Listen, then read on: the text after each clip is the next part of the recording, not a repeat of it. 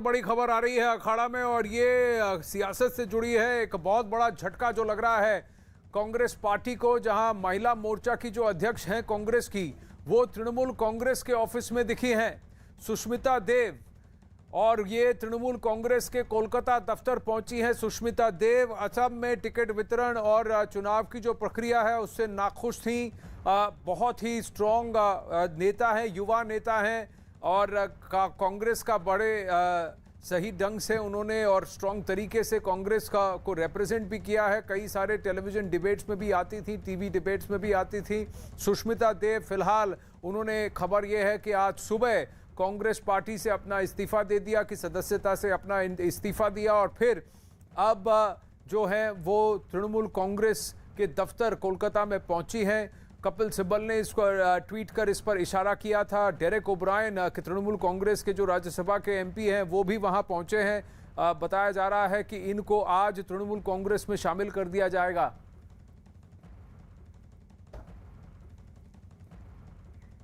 नीरज जुड़ रहे हैं डिटेल्स के साथ। जी नीरज।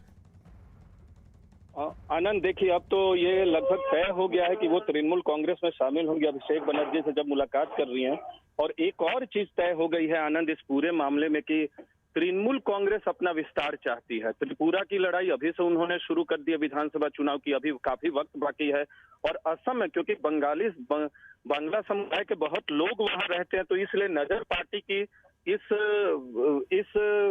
जमीनी हकीकत पर भी है कि अगर सुष्मिता देव को लाया जाता है तो एक जमीनी कार्यकर्ता, जमीनी नेता जुड़ेगा पार्टी से, क्योंकि वो लगातार ग्रास रूट पे भी एक्टिव रही है। आपको याद होगा कि अभी मिजोरम और असम के बीच बॉर्डर पे जो लड़ाई हुई थी, इन्हीं का लोकसभा क्षेत्र था। यहाँ इस लोकसभा क्षेत्र को उन्होंने रिप्रेजेंट किया था और जब उनसे हमारी बातचीत हुई थी तो वो उस इलाके में जहाँ ये पूरी घटना घटी थी वहां मौजूद थी तब।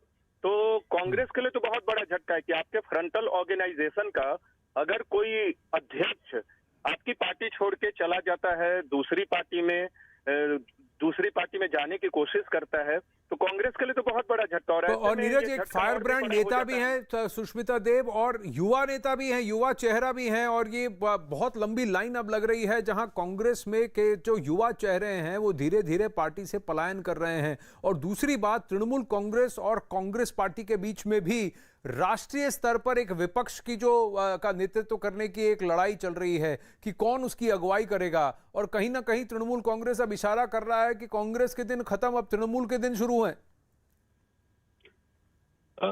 देखिए, कांग्रेस खत्म और तृणमूल का शुरू, ये कहना अभी थोड़ा मुश्किल होगा आनंद। हालांकि तृणमूल कांग्रेस एक राष्ट्रीय पार्टी है, लेकिन उनका विस्तार वैसा नहीं है जो कांग्रेस पार्टी का है। कांग्रेस पार्टी का जितना पुराना इतिहास है, लेकिन एक बात तो तय है कि अभिषेक बनर्जी के नेतृत्व में पार्टी ने अपने आप को एक अलग तरीके से पेश करने की कोशिश कर दी है। और सुष्मिता देव का तृणमूल कांग्रेस में आना उसी की दिशा में आगे बढ़ने का एक कदम है। और ये भी खबरें आ रही हैं कि असम में वो तृणमूल कांग्रेस का चेहरा होंगे। हो सकता है प्रदेश अध्यक्ष उनको तृणमूल कांग्रेस बना दे। और एक और अहम बात बताना चाहूंगा आनंद आपको, और आपको भी याद होगा, असम विधानसभा चुनाव के दौरान ऐसी अफवाहें उड़ी थी कि सुष्मिता देव नाराज थी टिकट बंटवारे से, और ये बात सही थी। और उसके बाद भारतीय जनता पार्टी में उनके जाने की अफवाह थी। उस अफवाह को गलत साबित कर दिया था पार्टी के नेताओं ने और खुद सुष्मिता देव ने भी। लेकिन आज की तारीख में जो स्थिति, अभी कुछ ही दिन पहले, 2 दिन पहले राहुल गांधी ने असम कांग्रेस के नेताओं की एक बैठक भी ली थी। लेकिन अगर सुष्मिता देव जैसी नेता जो कि सांसद रही, और आज की तारीख में अगर युवा नेताओं की बात करें आनंद, अगर राष्ट्रीय स्तर पे 2 लोगों को जिनको लोग पहचानते हैं, उसमें गौरव गोगोई है और दूसरी सुष्मिता देव है। तो सुष्मिता देव ने तो पार्टी का दामन छोड़ दिया और इनका संबंध गांधी परिवार के तीनों सदस्यों की बेहद करीबी रही हैं। फ्रंटल ऑर्गेनाइजेशन की अध्यक्ष थी, आपकी पार्टी की सांसद यानी कांग्रेस के सांसद रह चुकी हैं। और ऐसे वक्त में पार्टी का दामन अगर छोड़ती हैं युवा, तो क्या इनके साथ क्या काफी एक बहुत बड़ा ग्रुप जो है, खासकर महिला मोर्चा से और ग्राउंड पर जो कांग्रेस का काडर है, वो क्या पलायन कर जाएगा? और क्या इसका खामियाजा कांग्रेस पार्टी को भुगतना पड़ेगा? कितना भुगतना पड़ेगा, ये देखने वाली बात है। इससे पहले सुष्मिता देव ने इस्तीफा दिया और कांग्रेस नेता रणदीप सुरजेवाला ने सुष्मिता देव के इस्तीफे पर क्या कहा, वो भी आपको सुनाते हैं। मैंने किसी का ट्वीट नहीं पढ़ा और जब तक मैं ट्वीट नहीं पढ़ूंगा तब तक मैं टिप्पणी नहीं करूंगा।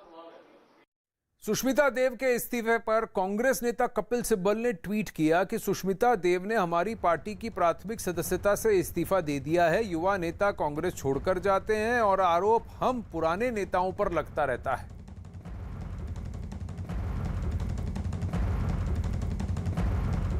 अब वहीं कपिल सिब्बल के ट्वीट पर रणदीप सुरजेवाला ने कहा, वो भी आपको सुनाते हैं।